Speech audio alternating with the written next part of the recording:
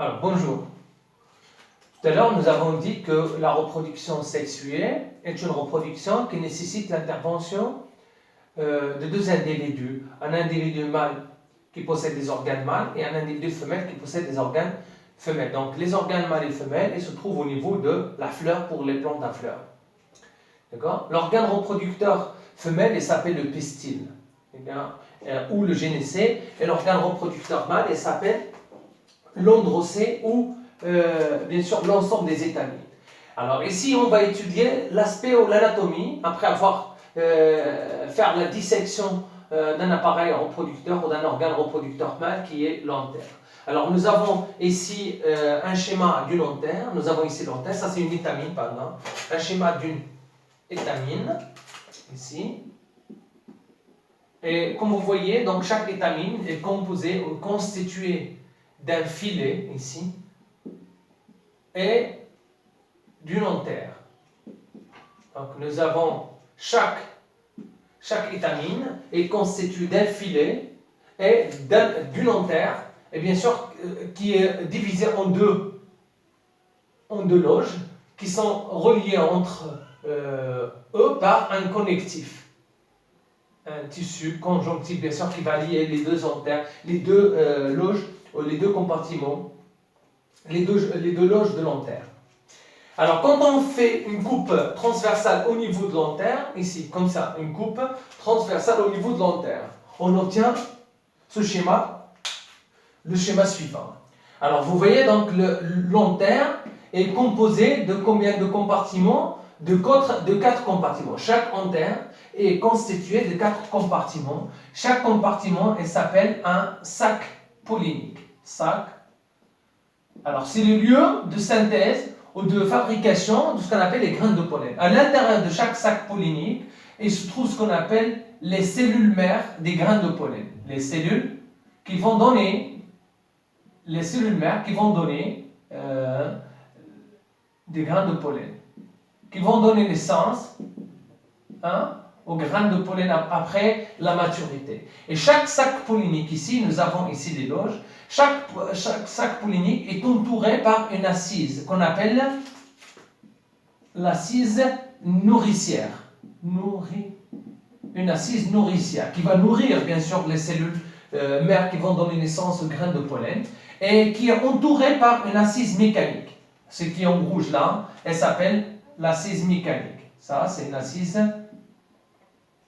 mécanique. C'est une assise qui va protéger, protectrice, une assise protectrice des sacs polliniques. Et de l'extérieur, on trouve ici l'épiderme. L'épiderme externe, bien sûr, de l'antère.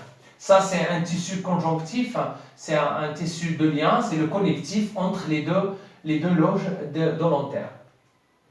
Et là, nous avons ce qu'on appelle la fente de déhiscence. Fente de déhiscence. Fente de déhiscence, c'est le lieu où l'antère va s'éclater, va s'ouvrir pour libérer après maturité, pour libérer les grains de pollen. D'accord? Et là, c'est ce qu'on appelle le filet. C'est bon? Alors, après maturité, ça c'est le schéma d'une antère, schéma d'une antère ou d'une jeune antère. D'une antère jeune, elle n'est pas encore mature, pas encore mûre. Et après la maturité, ça c'est le schéma d'une antère mûre ou mature. Après maturité, schéma d'une antère mature. Antère, observe, mature. Alors, après la maturité, l'antère s'ouvre au niveau de la fente de déhiscence et se déflague, et s'éclate au niveau de la fente de déhiscence. Après maturité, c'est-à-dire que les graines de pollen, les cellules mères vont se transformer, vont subir des transformations pour donner naissance à des graines de pollen.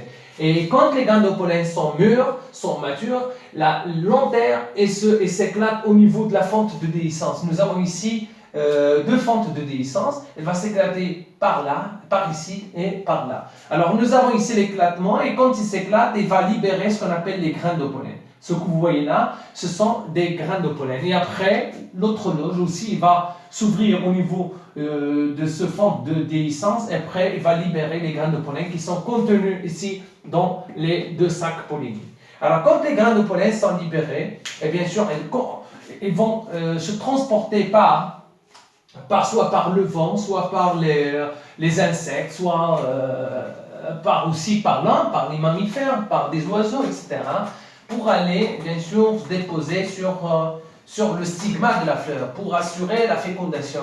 Alors, chaque grain de pollen, donc le grain de pollen, quand on l'observe au microscope optique, donc chaque grain de pollen est entouré par deux membranes, deux parois. On appelle une paroi interne qu'on appelle l'antine, une paroi interne qu'on appelle l'antine, et une paroi externe qu'on appelle l'exine. Donc la différence entre la paroi interne et la paroi externe, c'est que la paroi externe est très épaisse et bien sûr est ornée par des ornementations, ce qu'on appelle des ornementations. Et nous avons ici, et aussi il y a des pores, elle est perforée, la membrane externe est perforée de pores qu'on appelle des apertures. D'accord? Ça c'est la différence entre la membrane interne, l'antine, et la membrane externe, qui est l'exine. L'exine, d'accord? Alors, là, ça c'est la membrane externe, la paroi externe. Ce sont les deux membranes protecteurs du grain de pollen. Ce sont les membranes protectrices du grain de pollen. Ça c'est l'exine, d'accord? L'exine. Et l'antine, c'est à l'intérieur. Et là, nous avons ce qu'on appelle les pores. Pores ou ce qu'on appelle aussi les apertures. Apertures. Eh bien, la paroi externe est ornée par ce qu'on appelle des ornementations. Les ornementations. Chaque grain de pollen possède ses propres ornementations. Et à l'intérieur, ici, on trouve des épaississements cellulosiques au niveau de la membrane. Au niveau de la membrane interne, nous avons ce qu'on appelle des épaississements qui sont devant chaque pore, ce qu'on appelle des épaississements cellulaires où va y avoir la formation de ce qu'on appelle le tube pollinique après, lorsque le grain de pollen se dépose sur le stigmate. La même chose ici.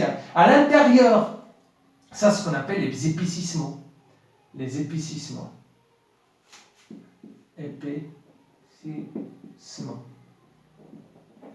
Épaississement. Et à l'intérieur, nous avons deux cellules. Une grande cellule qu'on appelle la cellule végétative.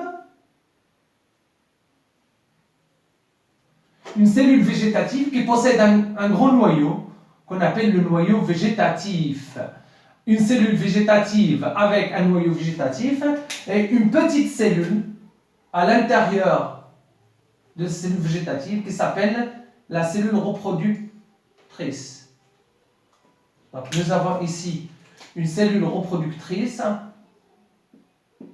et ça c'est là le cytoplasme de la cellule végétative avec bien sûr le cytoplasme de la cellule animale. Donc nous avons le noyau végétatif,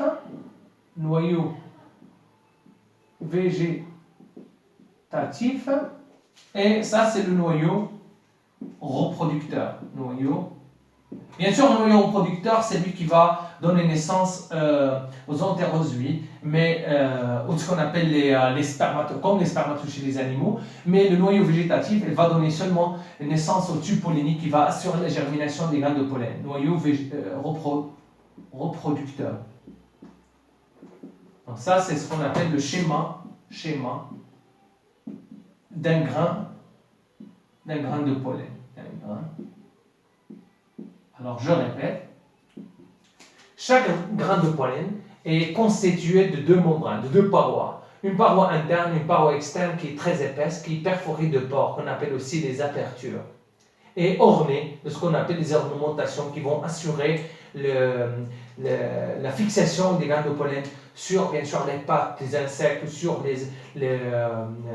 la peau des pollinisateurs qui vont assurer le transport des grains de pollen. Et aussi à l'intérieur, on trouve deux cellules, une cellule végétative et une cellule reproductrice. La cellule végétative, c'est elle qui va assurer la formation du tube pollinique. Et une cellule reproductrice, c'est elle qui va assurer la production et la formation des deux entérozoïdes qui vont féconder l'ovule au niveau de l'ovaire. D'accord? Merci.